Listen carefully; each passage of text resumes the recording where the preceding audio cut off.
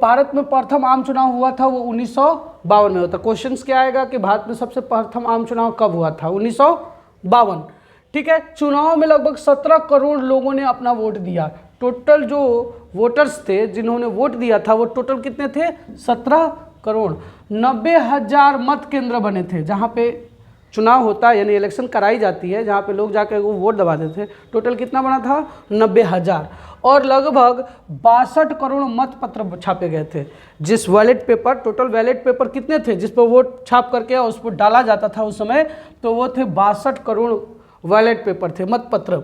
और इस चुनाव में लगभग 70 लाख रुपए लग गए थे। टोटल कितने लाख रुपए लगे? 70 लाख रुपए लगे थे।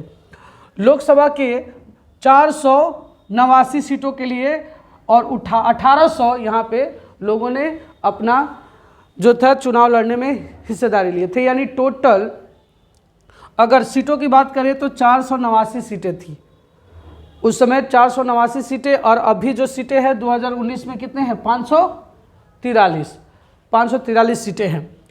अब है राज्य की विधानसभाओं की 3200 सीटों के लिए 15,000 उम्मीदवार खड़े थे।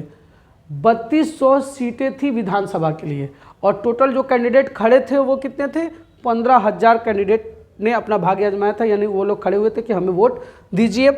अब यहाँ पे कुछ 3 सालों के लिए कांग्रेस का प्रभुत्व में हम लोग जो पढ़ रहे हैं वो 3 साल कांग्रेस को कितना कितना मिला। पहले जो चुनाव हुए थे 1952 में और कांग्रेस को 364, उसके बाद 1957, 5 साल के बाद, ठीक 5 साल के बाद जो चुनाव हुआ था उस समय 494 सीटें थी टोटल लोकसभा की और उसमें 371 सीटें केवल कांग्रेस को मिली थी। उसके बाद करेंगे 1962 की, तो टोटल फिर 5 साल के बाद चुनाव हुआ, टोटल 361 सीटें 494 में ही।